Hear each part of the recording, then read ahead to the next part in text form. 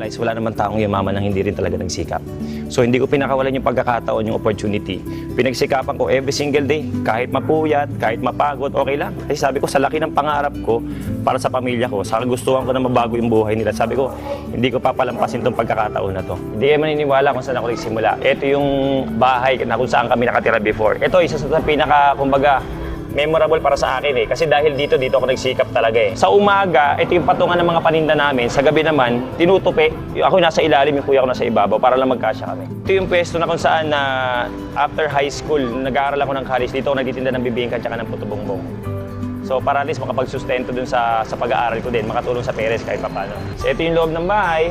Ganyan lang, ganito lang kami kaliit. So dito kami nag-gather kapag may mga okasyon din. So dito lang lahat. Siya pala si Tita Be, kapatid ng nanay ko. So, siya rin kasama namin ito merito na matagal na rin. Until na, nandito pa rin siya. Tita, pakwento mo naman yung buhay natin dati. Dati po hindi to kusina, maliit pong kwarto. Ngayon, tinitirahan po nila to. Nagkakasya po sila doon kung ilan po silang natutulog doon. First time na dinala niya ako dito, nagulat ako na malapit lang, tsaka nagulat ako sa lugar. Bago pa lang kami that time, tsaka parang naisip ko na, syempre in love ka pa Parang di mo naisip na ito yung future na ibibigay niya sa'yo. Every time na bumabalik ako dito, actually ang ako nakaramdaman ko, na-humble down ako Pero at the same time, nakikita ko yung kung saan ako nanggaling. Pinakamasakit kasi sa lahat doon. Yung sarili mo kasi, sometimes matitiis mo Pero pag may pamilyang involved ka, nakikita mo yung mga kapatid mo nahihirapan. Parents mo nahihirapan din. Yun yung something na kumbaga dumudurog sa puso namin. Every single day, nauuwi kami ng bahay. When I started talaga ng mangarap din, sabi ko someday gusto ko yung pamilya ko, kumbaga lahat, o yung anak ko, lahat na ipoprovide ko talaga ng tama. Para sa akin, kumbaga that's very valuable kasi that's something na wala ako before.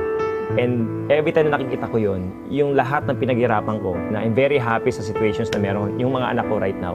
Although we're happy kasi magkasama kami before, in love kami sa isa't isa, pero maraming situations din na most of the time hindi na namin yun na nararamdaman kasi ang mas madalas na lang yung mga times na kumbaga medyo hindi kami nagkakasundo kasi parehas mainit ang ulo because lack of money. Right now, we really enjoy the time na anytime na gusto namin mag-date, pwede.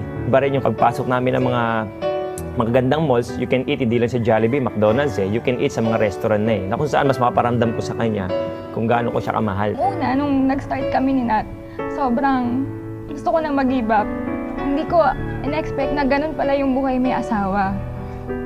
Sobrang hirap. Tapos parang sabi ko, pray na lang ako. Sabi ko, alam ko, pagsubok lang to ni Lord na hindi naman lahat sa simula madali Hindi na lang nag-intay pa ako. Binigyan ko pa siya ng time. So lahat ng pag-iintay, worth it lahat kasi nasuklian niya yon ng mas maganda. At both families natutulungan namin na ngayon. Hindi kagaya dati na sa amin lang kulang pa. Doon ko nakita na talagang ganun mo kami kamahal dahil ayaw mo makita kami na nahihirapan. I'm very thankful kasi nakita ko na-appreciate niya lahat. Pero nakita ko yung support, nakita ko yung patience din na binigay mo sa akin. And I think hindi rin ako magpupush talaga ng todo or makakarating ng ganito kalayo, kundi rin dahil sa support na binigay mo. Hindi ko rin akalain na kumbaga like gusto ko magkaroon ng sariling bahay before. And then I saw the opportunity na kung saan pwede ko makuha yung pangarap ko. So doon nagsimula lahat. Pinagsikapan ko talaga. And good news, dahil sa araw-araw na effort ko, nag-accumulate lahat yan. Yung bahay, hindi talaga imposible. So, yung bahay na sinasabi ko na kumbaga, like pinagsikapan ko sa iyo sana. And right now, ito na siya. So, ito na yung bahay na meron kami right now. Isa 330 square meters, 6 bedroom. Medyo malaki ng halaga because of Yusana. So, sa akin, doon ako naniwala like 2 years ago na ang pangarap pala pwede makuha. Basta magde-decide ka lang.